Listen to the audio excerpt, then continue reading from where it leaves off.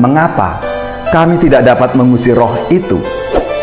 Jawab Yesus, "Jenis ini tidak dapat diusir kecuali dengan berdoa." Saudari-saudaraku yang terkasih, berjumpa kembali bersama saya Inspirasiku di Antara. Renungan harian Senin 21 Februari, Pekan Biasa yang ke-7. Semoga kita bersama keluarga, komunitas kita selalu dalam keadaan baik, sehat, dan bersemangat.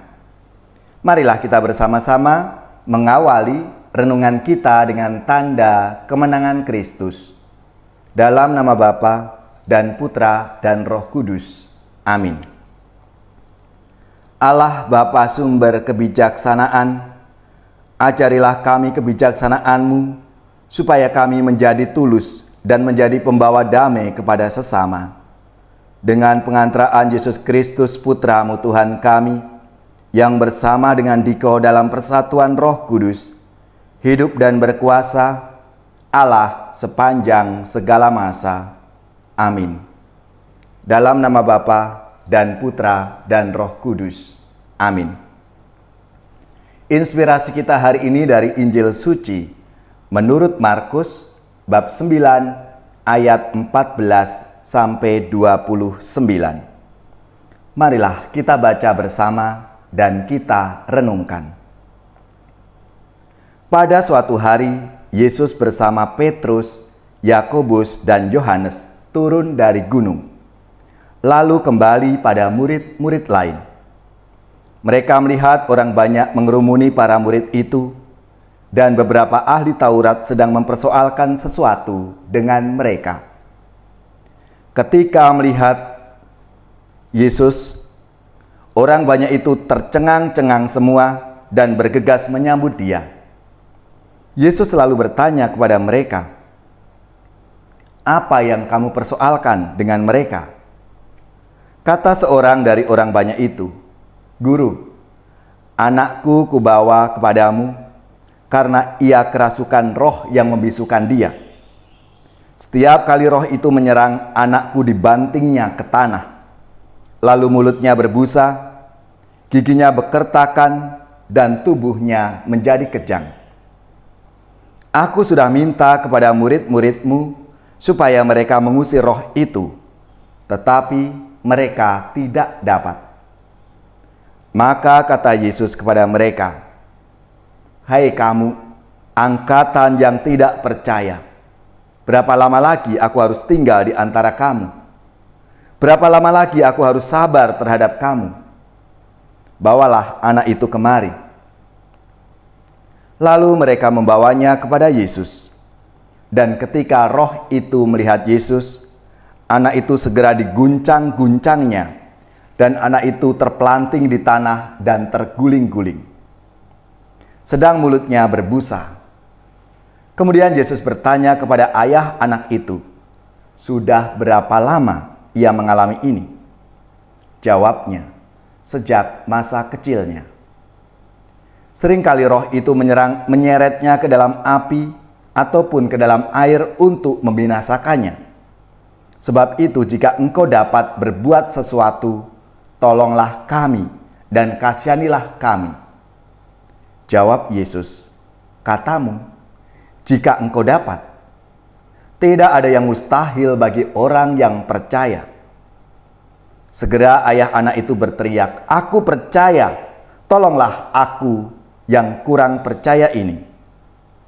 Ketika melihat makin banyak orang yang datang berkerumun, Yesus menegur roh jahat itu dengan keras. Katanya, "Hai, kau roh yang menyebabkan orang menjadi bisu dan tuli, aku memerintahkan engkau, keluarlah dari anak ini dan jangan memasukinya lagi." Lalu keluarlah roh itu sambil berteriak dan mengguncang-guncangkan anak itu dengan hebatnya. Anak itu kelihatannya seperti orang mati, sehingga orang banyak mengatakan ia sudah mati. Tetapi Yesus memegang tangannya dan membangunkannya, lalu ia bangkit berdiri.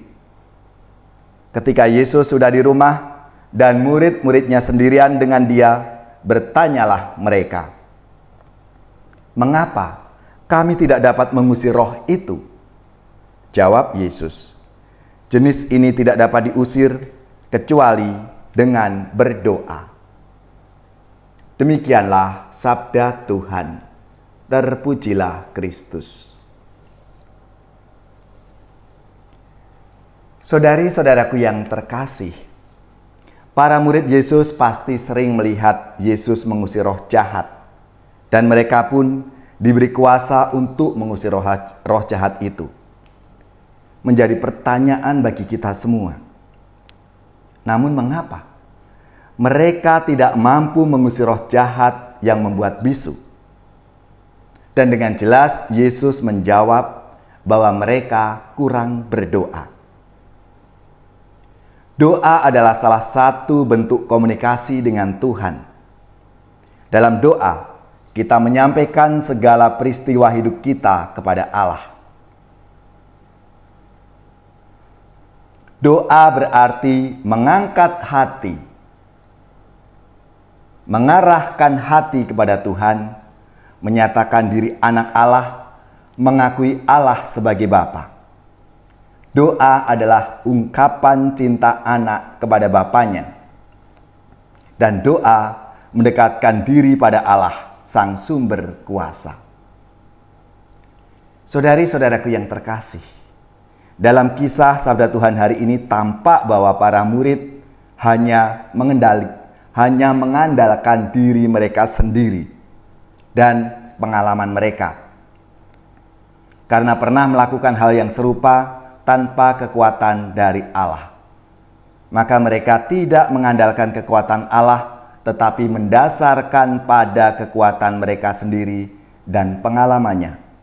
Mereka merasa sudah biasa melakukan hal itu, lalu mungkin meremehkan.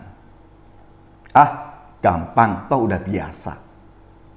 Padahal kuasa untuk melakukan pengusiran roh jahat hanya dapat didasarkan pada hubungan yang tetap kuat, yang kontinu dengan pribadi yang memberi kuasa itu.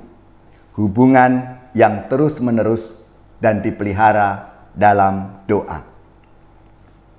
Namun, bukan doa itu sendiri yang membuat para murid punya kuasa, karena doa bukanlah mantra. Doa adalah latihan rohani yang dilakukan secara rutin agar semakin dekat dengan Allah. Doa membuat rasa ketergantungan pada Allah semakin total. Doa bukanlah sesuatu yang dipaksakan, tetapi sesuatu yang harus dipasrahkan kepada Tuhan, sebab kita tidak tahu bagaimana kita harus berdoa. Kita dapat berdoa kalau kita bersikap rendah hati.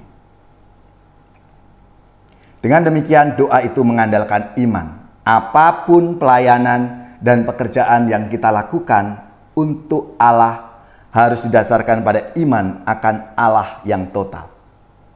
Kita perlu menyadari secara penuh bahwa Allah bertindak dalam setiap pekerjaan kita itu. Kita ini hanyalah alat Tuhan. Kita hanyalah sarana yang dipakai oleh Tuhan untuk ambil bagian di dalam karyanya. Saudari-saudaraku yang terkasih, maka marilah kita menyadari akan rahmat dan kasih Tuhan itu. Kita selalu menjaga relasi kita dengan Tuhan lewat doa-doa kita, supaya kita semakin tahu dan semakin menyadari akan kekuatan Allah yang seringkali dan selalu dilimpahkan kepada kita. Karena bersama Allah kita pasti akan bisa melaksanakan tugas-tugas perutusan kita. Ku perlu Engkau Tuhan di setiap waktu. Ku perlu Engkau Tuhan di setiap langkahku. Engkaulah harapanku, tempat aku mengadu, ku curahkan isi hatiku. Ku mohon genap doa hanya dalam namamu.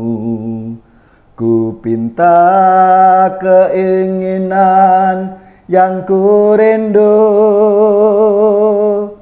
Janganlah kehendakku, tetapi kehendakmu yang jadi di dalam hidupku.